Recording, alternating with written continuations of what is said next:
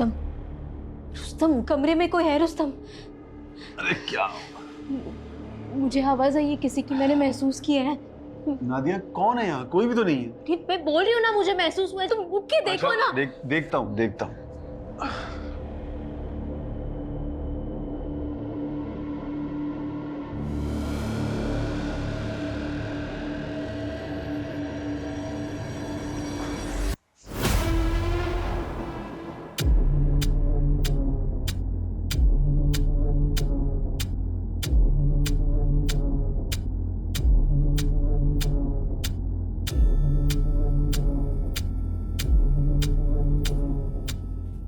क्या हुआ? कोई था क्या? अरे है तो कोई नहीं, लेकिन मेन डोर खुला हुआ है और करीम भी अपने रूम में नहीं है। पता नहीं कहाँ चला गया। नादिया मैं उसे ढूंढ के लाता हूँ। अरे सुनो,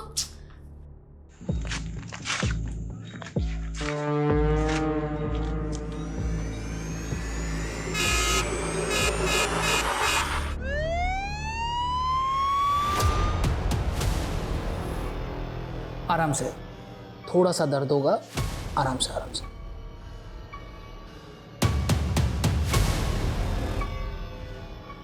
डॉक्टर साहब ये मेरा भाई नहीं है, मेरे बेटे की तरह है। समझ में नहीं आ रहा इसको कैसे संभालूं। रात बिरात कहीं भी कभी भी उठकर बाहर चला जाता है और भटकता फिरता है। रुस्तम, करीम को फिजिकल ट्रीटमेंट के साथ साथ मेंटल ट्रीटमेंट की भी ज़रूरत है, क्योंकि अब नींद की गोलियां भी इसे सुला नहीं पा रही। आई थिंक कोई बात है जो इसे डिस्टर्ब कर रही है। जीना हराम हो गया उस करीम के चलते। और ये रुस्तम है कि उसकी फिक्र में घुले ही जा रहे। अब तो ऐसा लगता है कि हम मियाँ बीवी का काम बस यही बचा है कि हम उस करीम की चौकीदारी करते रहें।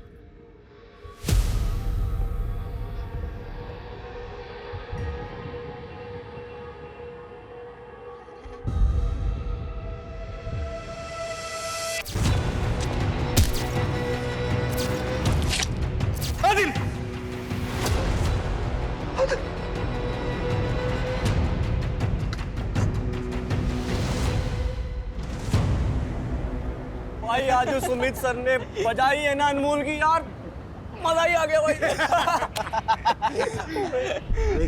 तेरी वाली आ गई। अरे क्या है इसकी वाली? हमारा शरीफ सरल का कुछ बोल तो पाता नहीं है। चुप ना। लेकिन जो भी बोल, अपना भाई एक तरफा मोहब्बत की मिसाल। जिससे मोहब्बत करता है, एक बार बात करने भी नहीं आती।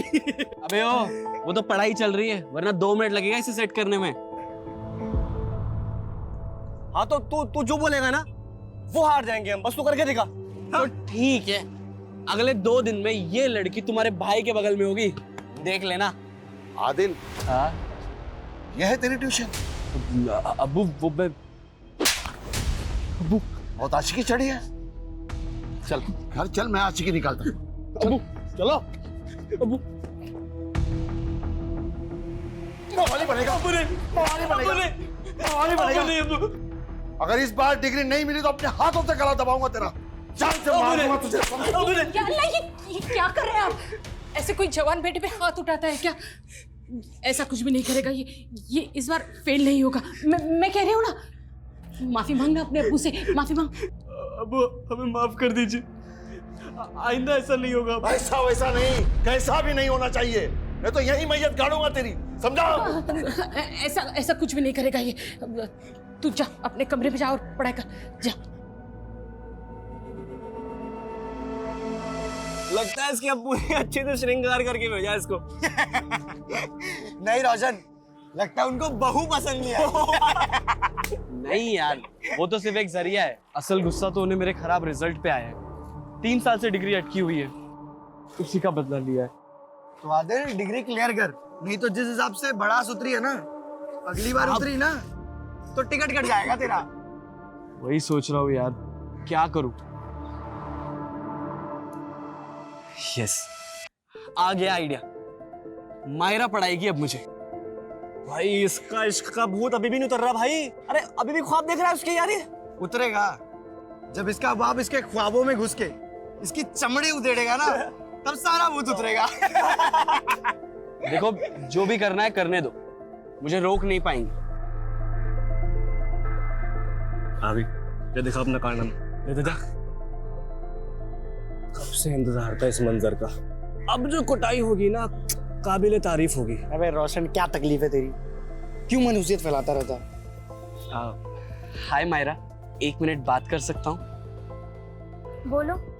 मायरा, तुम मुझे केमिस्ट्री पढ़ाने में थोड़ी हेल्प कर सकती हो? अरे पर मैं तो खुद ही स्टूडेंट हूँ, तुम्हें क्या ही सिखा सकती हूँ। मायरा, तुम तो टॉपर हो, मुझ जैसे बैक बेंचर को तो पढ़ा ही सकती हो। तुमने वो सुना है कि ज्ञान बांटने से बढ़ता है? देखो, तुम मुझ जैसे गरीब की हेल्प कर दोगी तो तुम्हारा भी रिवीजन हो जाएगा ना। प्लीज मायरा। अच्छा ठीक है, कल कॉलेज के बाद से शुरू करते हैं। चलेगा, थैंक यू।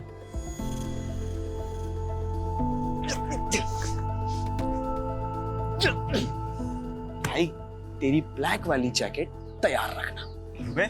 क्यों? अबे तूने कहा था ना, अगर मैंने इसे सेट कर लिया ना तो तू मुझे तेरी ब्लैक वाली जैकेट दे, तो तैयार रखना। क्या बोलता है? केमिस्ट्री पढ़ने में।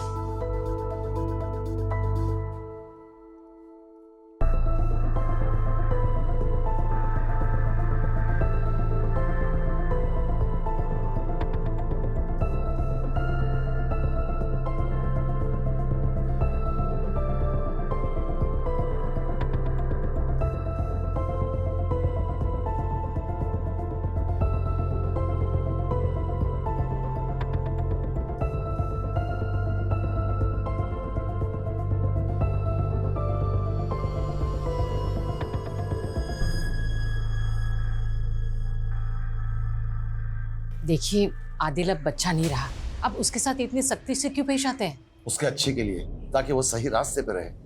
लगाम ढीली छोड़ी तो आवारा फिरने लगेगा, और मैं कभी ये बर्दाश्त नहीं कर सकता कि उसकी वजह से मेरे नाम या मेरी इज्जत पे कोई आंच आए। अम्मी, अब्बू। क्या बात है? किस बात की खुशी है? अम्मी, अब्बू, हमें जिस सब्जेक्ट में कंपार्टमेंट थी ना, उसमें हमारे बहुत अच्छे मार्क्स आए और इस बार तो डिग्री मिल ही जाएगी। 3 साल में तो गधे भी पास हो जाते हैं। तुम्हें खुश नहीं, शर्मिंदा होना चाहिए।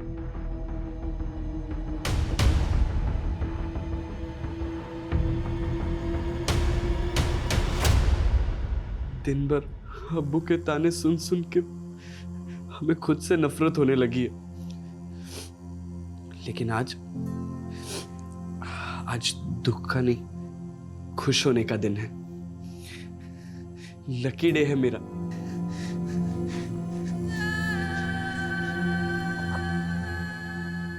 तुम मेरे लाइफ में गुड लक बन के आई हो। मैं तुम्हें अपने से दूर नहीं होने दूंगा। बहुत जल्दी ही मैं तुम्हें अपने दिल की बात बताऊंगा, प्रपोज करूंगा।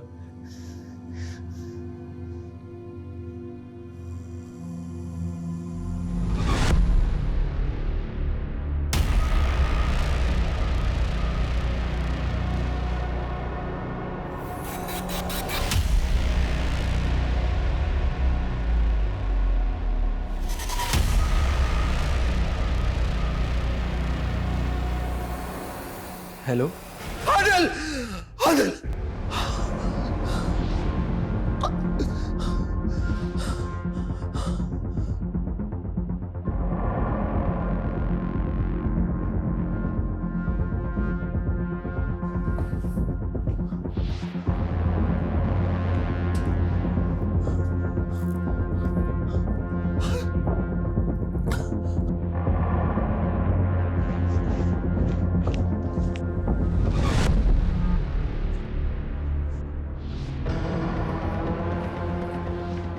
अरे सुनो सुनो सुनो, अरे ये ग्लूकोज की बोतल, ये हॉस्पिटल के कपड़े, यहाँ कहाँ जा रहे हो? इंस्पेक्टर साहब से मिलना है मुझे। अरे नहीं नहीं, सुन, बात करनी है। नहीं नहीं, सुनो सुनो, इंस्पेक्टर साहब से मिलना है मुझे। अरे छोड़िए, अरे बात करनी है मुझे। अरे आप समझ क्यों नहीं रहे हैं? मुझे सीनियर इंस्पेक्टर से बात करनी है। अगर आप नहीं करवाएंगे तो मैं खुद उनसे बात कर लूंगा। कहाँ है उनका कैबिन? कैबिन कहाँ है उनका? हाँ? अरे क्या बदतमीजी है ये, हैं? इंस्पेक्टर साहब, ये हमारा छोटा भाई है, इसकी तरफ से हम माफी मांगते हैं। इसकी तबीयत बिल्कुल ठीक नहीं है। इसकी तबीयत नहीं, इसका दिमाग खराब है। अब देखो ना, ये कौन ऐसे सीधे हॉस्पिटल से ये सलाइन ड्रिप हाथों में लिए पुलिस स्टेशन आता है? अरे आप समझ क्यों नहीं रहे? मुझे उनसे कुछ बताना है उनको। तो जल्दी बात करिए। नहीं, चुप रहिए, मुझे बताना है उनको, मुझे सीनियर इंस्पेक्टर से बात करनी है।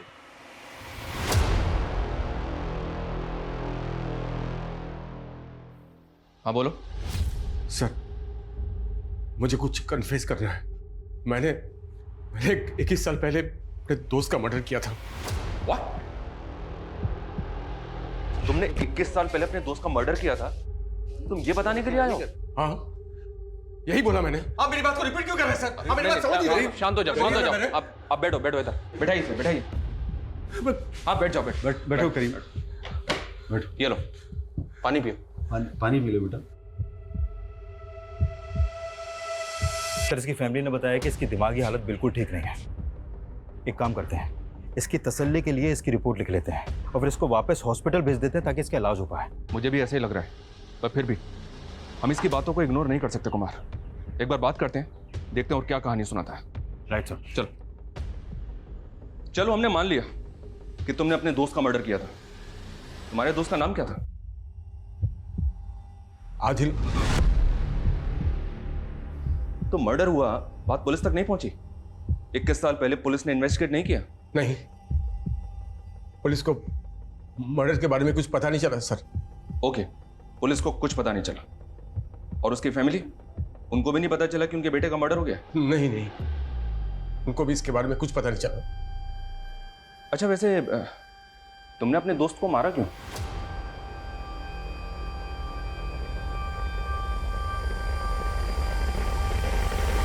सर ये कुछ भी बोल रहा है। 21 साल पहले एक आदमी गायब हो गया, उसका मर्डर हो गया, इसके बारे में ना तो पुलिस वालों को पता चला और ना ही उसकी फैमिली को। और जब इससे पूछा जा रहा है कि इसने क्यों मारा तो उसके पास कोई जवाब ही नहीं है। सर ये हमारा समय बर्बाद कर रहा है और कुछ नहीं है। नहीं सर, मैं सच बोल रहा हूँ सर। मैं नहीं मारा आदिल को। नहीं, मैं बोल रहा हूँ। चुप, बिल्कुल चुप, बिल्कुल चुप। सर ये अपने होशो आवाज खो चुका है सर। इसको तो ये भी नहीं पता है कि ये कह क्या रहा है। आप तो इसके बड़े भाई हैं ना? जी। आप जानते किसी आदिल को जो इसका दोस्त था?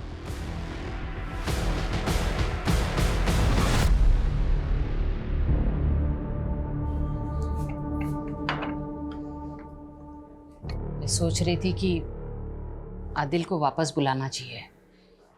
एक ही तो औलाद है हमारी, उसके बिना बिल्कुल अच्छा नहीं लगता। वो जहां भी है खुश है, उसे वहीं रहने दो। तुम क्यों उस पर बूढ़े माँ बाप की जिम्मेदारी थोपना चाहती हो?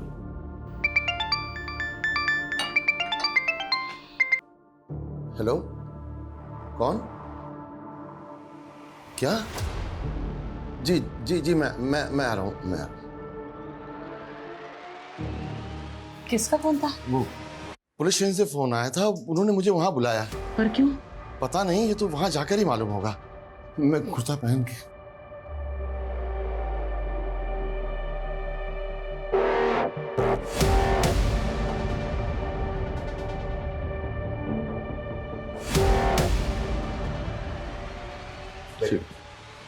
आदा जी, आइए जमल साहब, बैठिए। जी शुक्रिया। कैसे हैं आप? जी मैं क्या बात है, क्यों बुलाया आपने मुझे? जमाल साहब, दरअसल आपके बेटे आदिल के बारे में कुछ बात करनी है आपसे। आदिल के बारे में?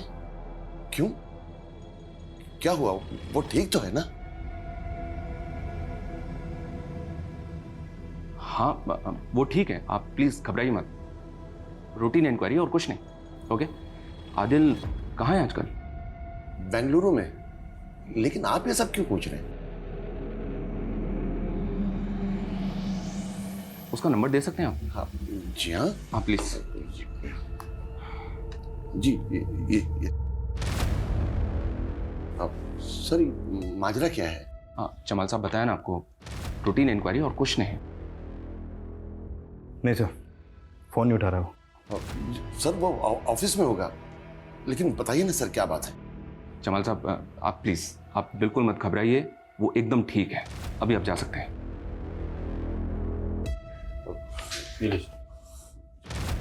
खुदा हाफिज। हाँ खुदा हाफिज। सर करीम कह रहा है कि उसने 21 साल पहले आदिल का मर्डर कर दिया था, लेकिन इनके हिसाब से तो आदिल सही सलामत है, बेंगलुरु में जॉब कर रहा है वो अभी।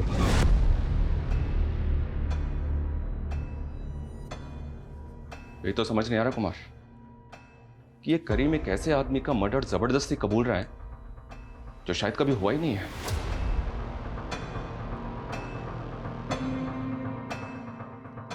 तुम्हारा दिमाग खराब हो गया है। एक बात मेरी ध्यान से सुन लो, 21 साल पहले कुछ नहीं हुआ। नहीं भाईजान, मैंने मारा आदिल को। मैंने कत्ल किया आदिल का। एक बात अपने दिमाग में बिठा लो, तुमने कुछ नहीं किया है। तुमने आदिल का खून नहीं किया है। मैंने नहीं मारा आदिल को, नहीं मारा आदिल को मैंने। तो किसने मारा आदिल को? किसने मारा आदिल को? बिल्कुल चुप।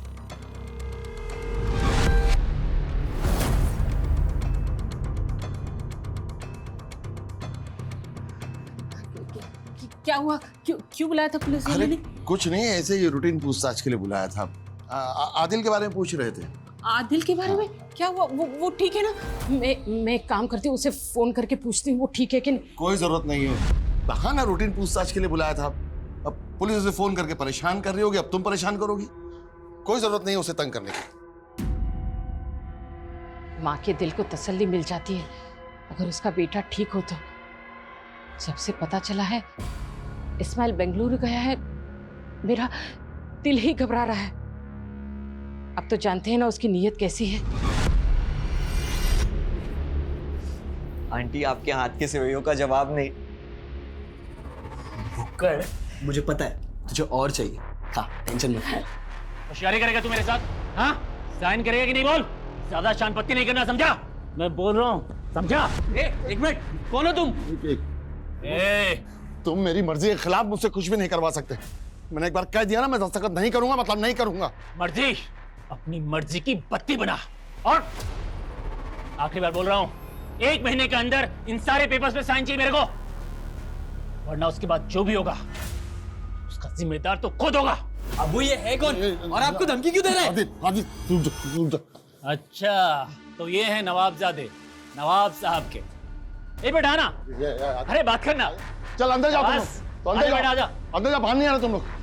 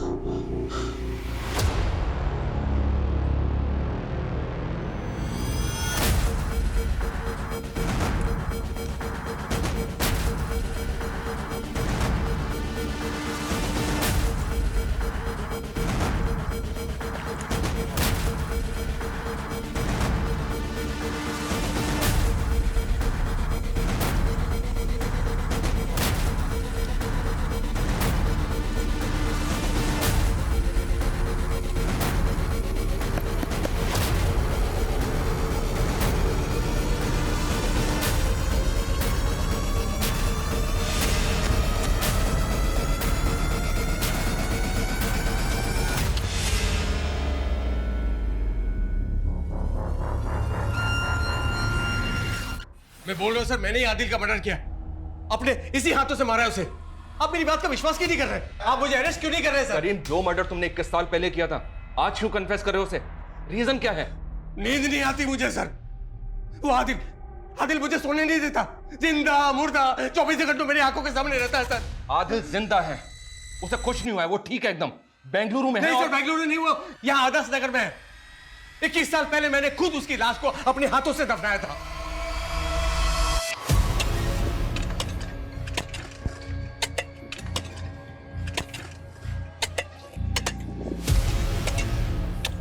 सर ये सब आपको अजीब नहीं लग रहा है? जिसने 21 साल पहले मर्डर करके उसको इतनी सफाई से छुपाया, फिर वही 21 साल बाद आकर खुद को मर्डर साबित करने के लिए इतना कुछ कर रहा है। एक मिनट रुको, कुछ भी नहीं है। क्या? कुछ भी नहीं है यहाँ पे? इधर आओ, इधर आओ। यहाँ तो कुछ भी नहीं है। अब ऐसे कैसे हो सकता है सर? 21 साल पहले मैंने खुद हाथों से दफनाया था सर। अरे दफनाया था तो कहाँ है वो? यहाँ तो कुछ भी नहीं है। तुम्हारे सामने खुदवाया ना, है वो यहाँ पे? नहीं ना सर? इधर आइए, इधर मेरे साथ आइए सर, आइए, यहाँ आइए। यहाँ हम दोनों यहाँ मिले थे सर, फिर यहाँ से वो भागा, यहाँ भागा, यहाँ पर भागा सर। सर मुझे समझ में नहीं आया क्या करूँ। इधर से पकड़ा, हाथ से पकड़ा, धीरे धीरे खींच के और मैंने इसको यहाँ पर दफना दिया। अरे दफना दिया था तो कहाँ गया वो? यहाँ तो कुछ भी नहीं है। अच्छा चलो ठीक है, हम मान लेते हैं कि तुमने उसको मार के यहाँ पे दफना दिया, तो तुमने उसको मारा क्यों? मोटिव क्या था तुम्हारा? बोलो, क्या मोटिव था तुम्हारा?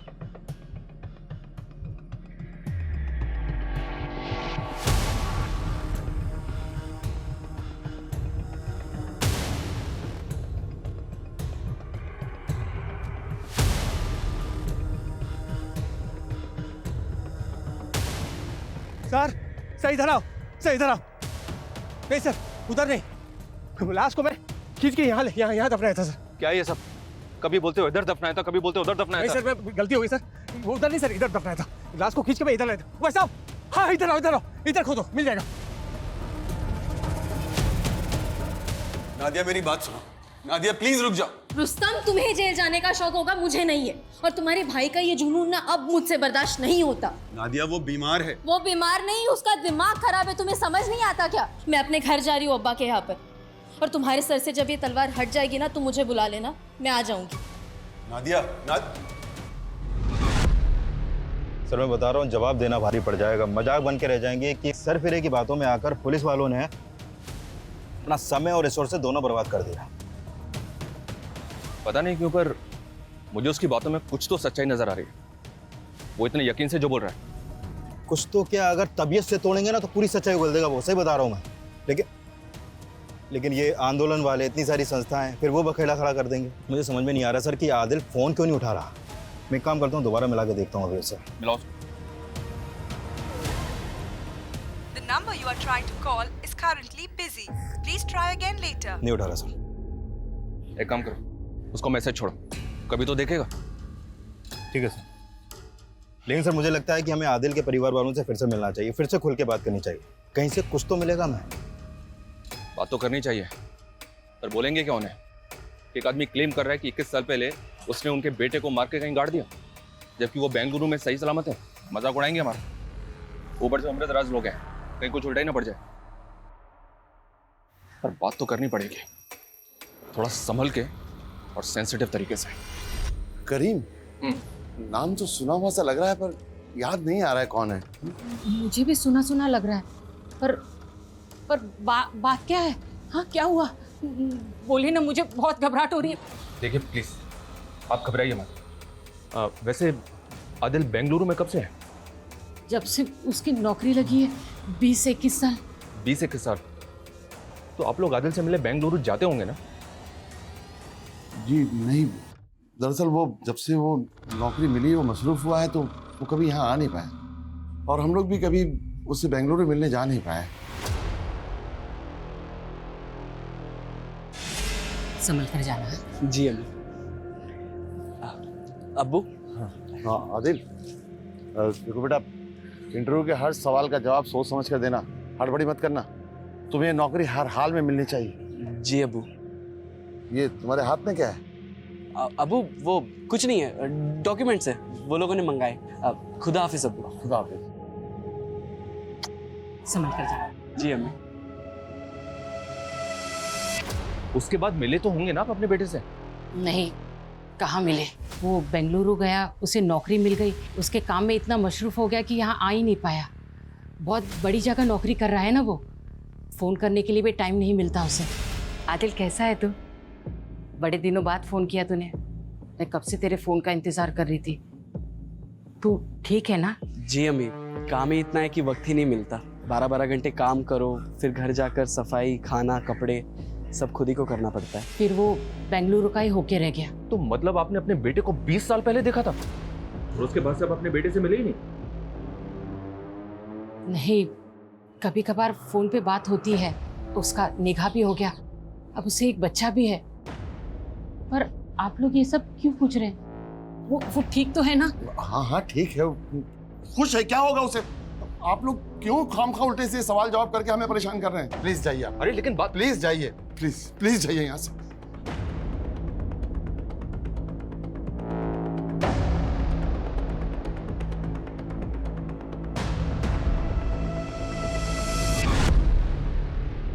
सर, आदिल के फादर ने जो नंबर दिया था उस पर कांटेक्ट करने की कोशिश कर रहा था, लेकिन कांटेक्ट हो नहीं पा रहा। फिर मैंने अपनी टीम को उसके डिटेल्स निकालने के लिए बोल दिया। बहुत जल्द उसके डिटेल्स अपने पास होगी सर।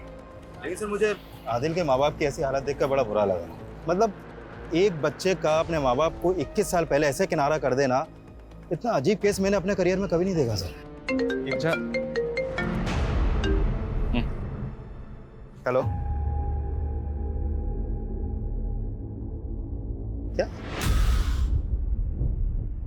ठीक है सर, आदिल के फादर ने आदिल का जो बेंगलुरु वाला नंबर दिया था वो आदिल के नाम पे नहीं, बल्कि किसी रूपक चौधरी के नाम पे रजिस्टर्ड है। मतलब वो किसी और का नंबर है? तो फिर उनकी आदिल से इस नंबर पे कैसे बात होती है? और सर ये नंबर पिछले 5 सालों से रूपक चौधरी के नाम पे रजिस्टर्ड है, आदिल के नाम पे कुछ था ही नहीं सर। और उनका तो कहना है कि उनकी हर दूसरे दिन आदिल से फोन पे बात होती है।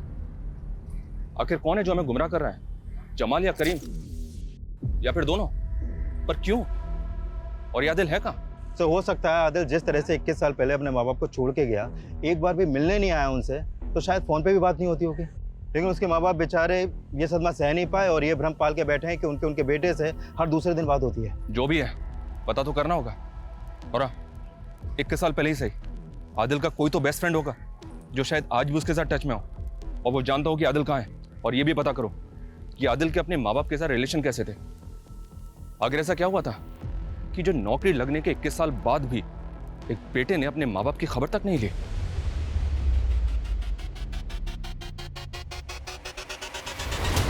नहीं सर, 21 साल पहले वो बेंगलुरु गया, उसके बाद कभी लौटा ही नहीं। तो तुमने 21 साल में उससे मिलने की कभी कोशिश नहीं की?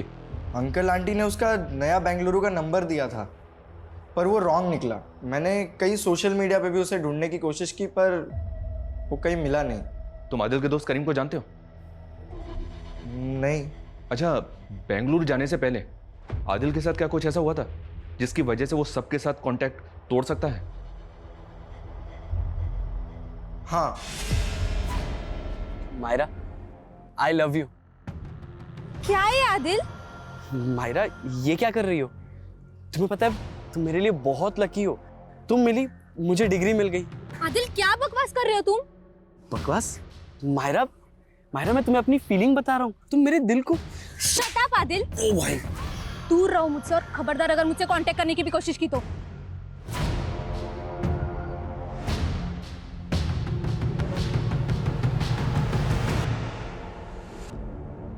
आदिल, तू दिल छोटा मत कर यार, सिर्फ मायरा ही थोड़ी है दुनिया में। चल दूसरी लड़की पटाएंगे, चल आजा चल। क्या धोया यार लड़की ने यार। मनोज, ये सब तेरी इस मनुष्य जैकेट की वजह से हुआ है। लड़की के चक्कर में दोस्ती को मत लेकर, बीच में बता रहा हूँ तुझे मैं। दोस्त है तू? अबे सांप है तू, सांप, आस्तीन का सांप। तू निकाले सांप का सारा उधार। साले फकीर, पैसे वैसे है नहीं, लड़की पटाएगा। पैसे चाहिए? हाँ दे। पैसे चाहिए हैं तेरे पास पैसे? और पैसे। शांत हो जा यार। रोशन ने उसके बाद हम दोनों से कोई वास्ता नहीं रखा। फिर आदिल का कॉल आया कि उसका किसी कंपनी में इंटरव्यू है। Are you sure? पक्का आदिल का ही फोन आया था? हाँ सर, उसके 1-2 दिन बाद उसने कॉल भी किया कि उसकी उस कंपनी में जॉब लग गई है, और वहाँ एक उसका दोस्त है विशाल, वो उसी के साथ रहता है। उसने विशाल के बारे में तुम्हें भी बताया था? हाँ। तुम जाओ। जी। विशाल वो आखिरी आदमी है जिसके साथ आदिल बेंगलुरु में टच में था। इस विशाल की कांटेक्ट डिटेल्स निकालो तुरंत। हो सकता है कि उसको पता हो कि आदिल कहाँ है। Okay sir. तब तक इस रोशन की खबर लेते हैं। सर, आप गड़े हुए मुर्दे क्यों खाड़ रहे हो? वो बचपना था, झगड़ा हुआ, खत्म हुआ। खत्म हुआ नहीं ना, बाकी का हिसाब तो तुम बाद में करने वाले थे। हिसाब किससे करवाया? खुद किया या किसी से करवाया? आदिल की सुपारी करीम को दी थी ना तूने? सर वो तो मैंने गुस्से में बोल दिया था, और मैं किसी करीम को नहीं जानता। और सर वो सुपारी, आदिल का मर्डर हो गया क्या? देख रोशन, इस केस में ना गड़े मुर्दे ऑलरेडी उखड़ने शुरू हो गए हैं। अब तू अपनी तरफ के मुर्दे उखाड़। अगर हम अपनी पे आ गए ना तो मुर्दे के साथ साथ जिंदे भी उखड़ जाएंगे। चल बोल। हाँ सर, आदिल का और मेरा किस्सा खत्म नहीं हुआ था। मुझे नीचा दिखाने के अलावा तेरे पास कोई काम नहीं है ना? मेरा बाप मुझे मारता है, मैं पढ़ाई में जीरो हूँ, अब तो वो लड़की ने मुझे चाटे मारे। यही सारे ताने सुनाने आया ना तुम? नहीं भाई, मैं एक काम करना, तू बहुत शर्त लगाता है ना, चल एक आखिरी शर्त लगाते। कैसी शर्त? वही जिस लड़की ने मुझे चाटे मारे ना, जिसके तूने बहुत मजे लिए, उस लड़की के मजे मैं लूं, पर सारी दुनिया देखे, उससे पहले तू देखेगा। मतलब? चल दिखा, आजा।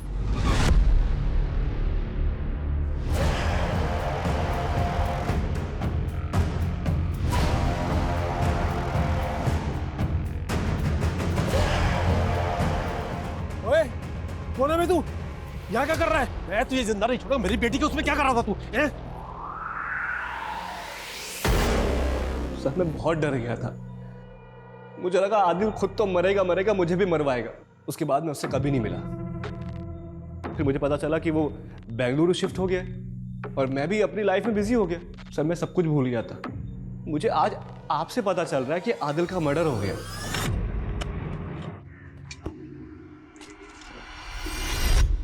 सर हो सकता है माहिरा के फादर ने आदिल के साथ कुछ किया हो जिसकी वजह से वो आज तक गायब है। पॉसिबल है कुमार, पता लगाओ अगर माहिरा और उसके बाप का आदिल के गायब होने में कोई हाथ है तो। Okay sir. लेकिन एक बात समझ में नहीं आ रही, आदिल की फैमिली और फ्रेंड्स के मुताबिक कोई करीम था भी यकीन से नहीं कह सकते, तो फिर क्यों ये करीम एक मर्डर का इल्जाम जबरदस्ती अपने सर पे ले रहा है? आदिल के बारे में कुछ और जानकारी मिली? सर डायरेक्ट तो नहीं है लेकिन इनडायरेक्ट कह सकते हैं। एक्चुअली आदिल के फादर के पास काफ़ी ज़मीन थी जो उन्होंने अपने छोटे भाई के नाम ट्रांसफ़र कर दी। अब उनके पास सिर्फ वो एक घर ही बचा है जहाँ पर वो अभी रहते हैं। क्यों? ऐसा क्यों किया? अपने लिए ना सही अपने इकलौते बेटे के लिए भी कुछ नहीं रखा? और ये भाई कौन है जो जमाल को अपनी औलाद से भी ज़्यादा प्यारा है? सर वो यहीं कानपुर में आदर्श नगर में रहता है, वहाँ का पार्षद है वो। हिस्ट्री शीटर भी है सर वो। History sheeter? इस एंगल से हमें कोई लीड मिल सकती है कुमार?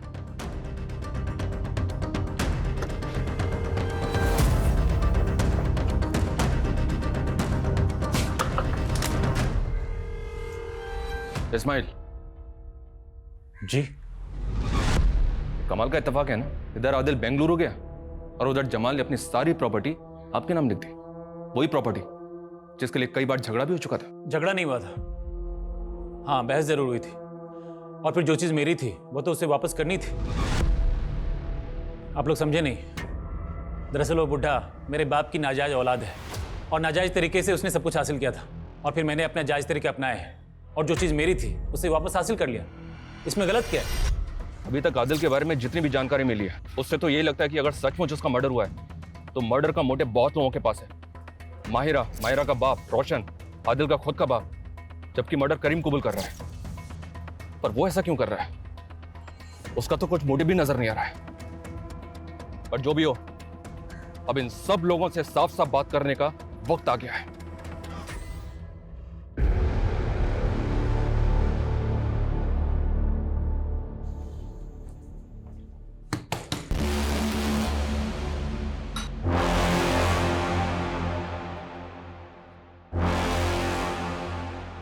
आप फिर आगे हमें परेशान करने, आखिर माजरा क्या है?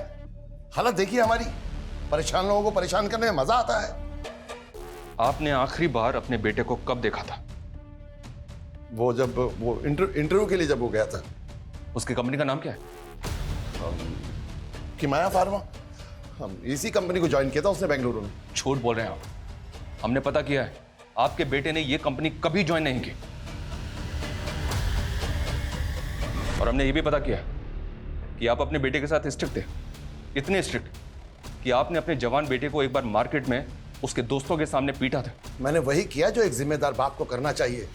मेरा लड़का मवालियों की तरह किसी लड़की की इज्जत के साथ खिलवाड़ नहीं कर सकता। किसी लड़की के साथ, या पर्टिकुलर किसी एक लड़की के साथ? वो जिस लड़की का ख्वाब देख रहा था वो हमारी बिरादरी की नहीं थी। मुझे लगा उसे सबक मिल गया होगा, लेकिन नहीं। वो जिस दिन इंटरव्यू के लिए निकला उसी दिन मैंने देखा कि वो अब भी उस लड़की के प्यार में पागल है।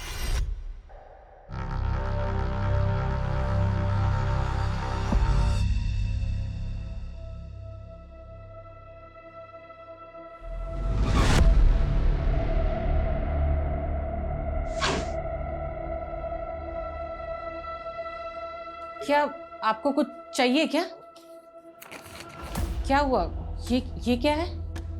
लो देखो, लव लेटर लिखा है तुम्हारे शहजादे ने, और वो भी उसी लड़की को जिसके लिए मैंने मना किया था कि हमारी बिरादरी की नहीं है।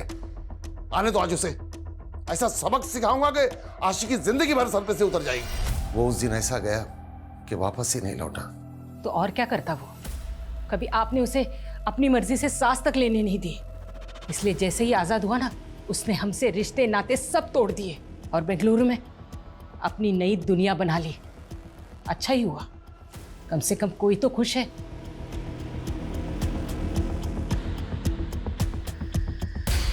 देखिए सर, ऑलमोस्ट 21 साल हो चुके हैं मुझे आदिल को देखे हुए।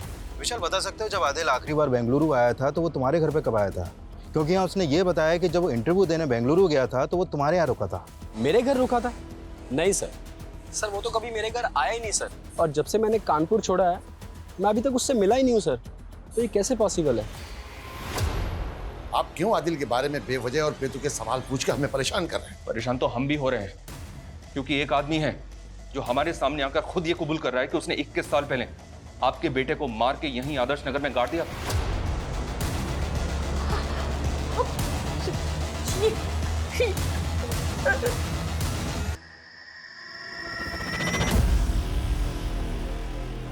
नहीं नहीं, ये झूठ है, ऐसा नहीं हो सकता। रहीम साहब ने मुझसे कहा है कि आदिल बेंगलुरु में खुश है, अपनी बीवी बच्चों के साथ अच्छी जिंदगी जी रहा है। ये सही नहीं है, और वो जो भी है ना, आपको बेवकूफ बना रहा है। नहीं, उनके खिलाफ एक लफ्ज नहीं। बुरे वक्त में वही हमारा सहारा बने थे, उन्होंने हमें राह दिखाई। नहीं तो 21 साल तक हम दोनों का आदिल के बगैर गुजारना नामुमकिन था। ऐसी कौन सी राह दिखाई उन्होंने आपको, और उनका क्या कहना है इस बारे में? उन्होंने मुझे यकीन दिलाया कि आदिल सही सलामत है। माशाअल्लाह, आदिल कितना खुश है। कैसी खानदानी खूबसूरत बीबी मिली है उसे, और आदिल का बेटा हूबहू आदिल के ही जैसा है। पर आज भी वो आपसे नाराज है। अगर फिर उसकी जिंदगी में आप आए तो उसकी खुशियों में खलल पैदा होगा। वो जहां है उसे वहीं रहने दो।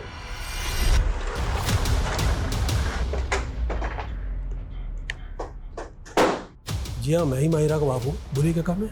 आदिल को तो जानते हैं ना आप, जिसे आपने 21 साल पहले अपनी बेटी माहिरा का वीडियो बनाते हुए पकड़ा था। हाँ याद है, उसको कैसे भूल सकता हूँ मैं। ओए, कौन है मैं? तू यहाँ क्या कर रहा है? मैं तुझे जिंदा नहीं छोड़ा। मेरी बेटी के उसमें क्या कर रहा था तू?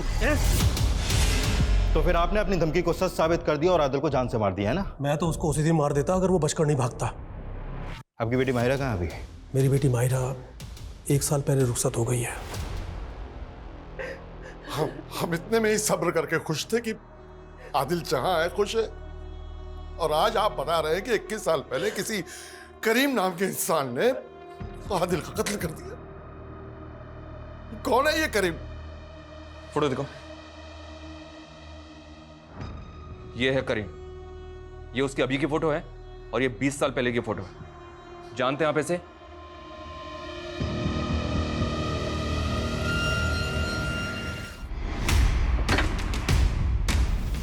आई,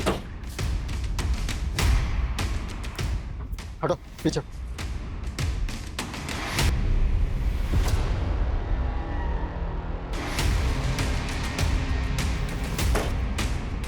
पीछे हटो।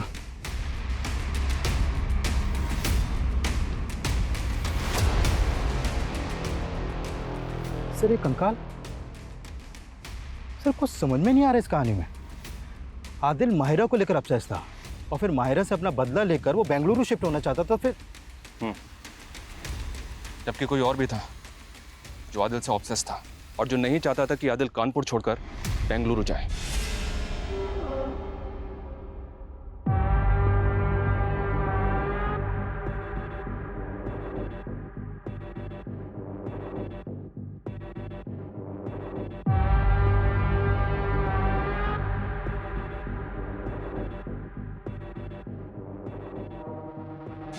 इक्कीस साल पहले उस दिन करीम ने आदिल को यहीं बुलाया था।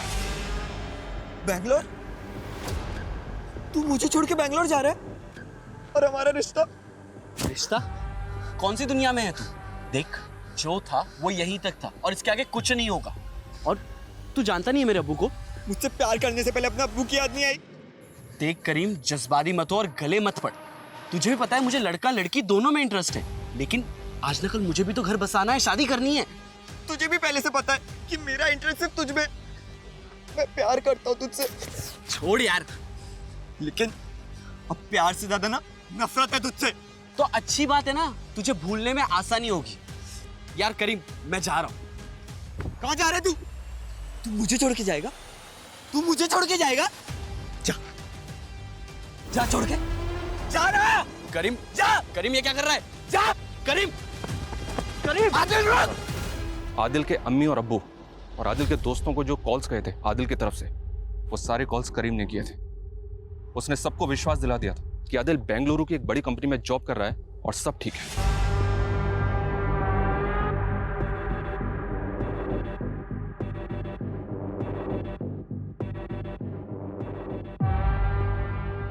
लेकिन आदिल मरने के बाद भी उसको हॉन्ट करता रहा। आइडेंटिटी क्राइसिस, डिप्रेशन, गिल्ट और डर, इन सब ने मिलकर करीम को दिमागी रूप से इतना बीमार कर दिया कि उसको हर जगह आदिल ही दिखाई देने लगा।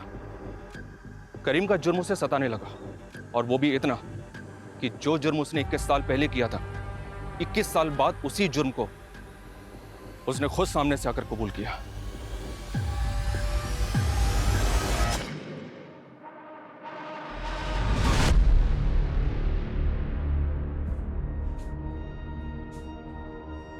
क्यों?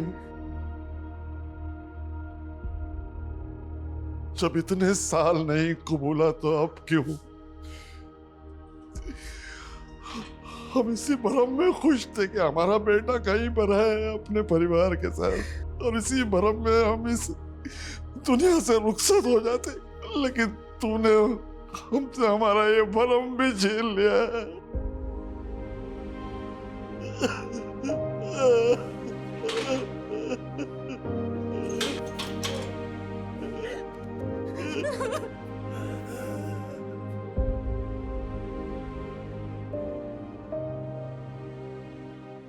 करीम के छलावे और काजी के बहकावे के बावजूद आदिल के माता पिता को यह एहसास था कि उनका बेटा अब इस दुनिया में नहीं है, पर फिर भी उन्होंने इस झूठ और इस पर भ्रम पैदा करने वाली कहानी पर विश्वास किया, क्योंकि भ्रम ही सही पर यह उनको जिंदा रहने में मदद दे रहा था।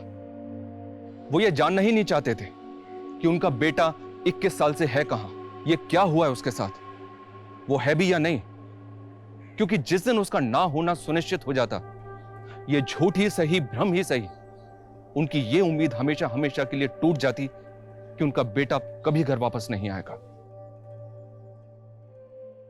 जय हिंद।